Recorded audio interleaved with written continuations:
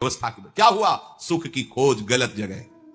अध्यात्म रात दिन भजन में लगे तो उनकी हर वस्तु में परमाणु, ऐसे ही रात दिन जो भोगों में लगे उनकी हर वस्तु में भोग के परमाणु हैं। सावधान, उनके आसन पर बैठना, उनकी थाल में पाना, उनका स्पर्श होना, उनका संभाषण होना, उनसे मित्रता करके उनका चिंतन करना, ये भोगों को बढ़ावा देना होगा। इसी को विपरीत देखो संतों के प्रति, उनके समीप बैठना, उनका जूठन पाना, उनको देखना, उनसे संभाषण करना भजन का बढ़ावा होगा। देख लेना,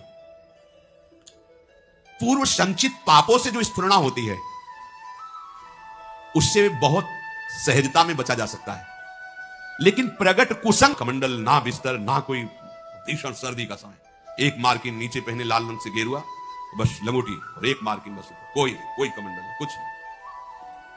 रोम रोम हर समय सर्दी से व्याप्त रहता। भोजन की व्यवस्था जहां ठाकुर जी कर दे। तो माह के महीने में रामनगरिया लगती गंगा किनारे, जैसे माघ मास में वहां प्रयाग में, ऐसी जगह जगह मान लो 10,000 फिर 10,000 ऐसे 2-4 किलोमीटर ऐसे ऐसे नगर जैसे बन, रामनगरिया उनको कहते हैं। किनारे से चलने पर वो मिलते हैं। तो एक महात्मा जिनकी पोशाक बहुत अच्छी लग रहा था, सुविधाजनक जीवन है, तो देखा बड़े बुजुर्ग अवस्था के थे। हे महात्मा, देखने से ही लग रहा है कि तुम गंगा की परिक्रमा दे रहे हो। अन्न का कुसंग, व्यक्ति का कुसंग, ये परमार्थ की राह को भटका देता। उपासक को सदैव ये देखना चाहिए कि मेरे मन की स्फुरणा कहां है, प्रियालाल के प्रति है, भोगों के प्रति। यदि भोगों के प्रति हो रही तो त्रुटि कहां है?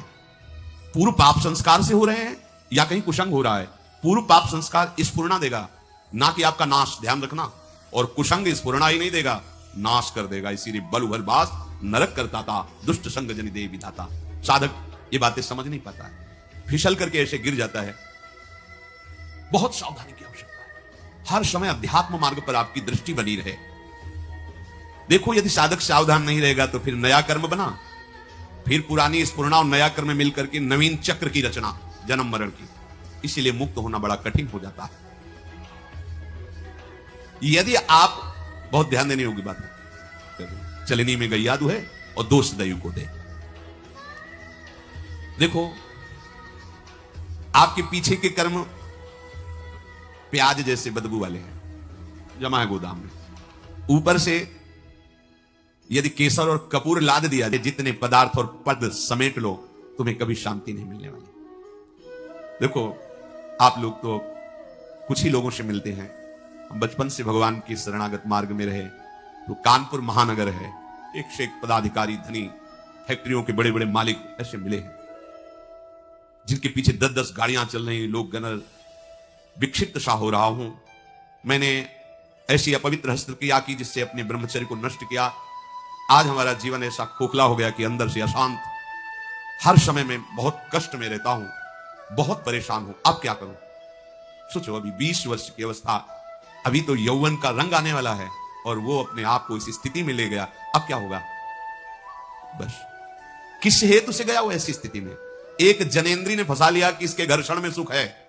स्थिति क्या हुई? पूरे जीवन की नींव नष्ट कर दी। सुख का और तृप्ति का एकमात्र उपाय अध्यात्म है। देखो, पूर्व इतिहास में शास्त्रों में पाया गया, चाहे राजा का राजकुमार हो या किसी गरीब का लड़का हो, दोनों गुरुकुल में एक समान रहते थे। गुरुकुल में 20 वर्ष 25 वर्ष तक शास्त्र शिक्षा, ब्रह्मचर्य, संयम, नियम, फिर अपने अपने अधिकारानुसार गृहस्थ धर्म या विरक्त धर्म का अनुसरण। तो गृहस्थ में भी रहते हुए महात्मा ही रहते थे, क्योंकि उनकी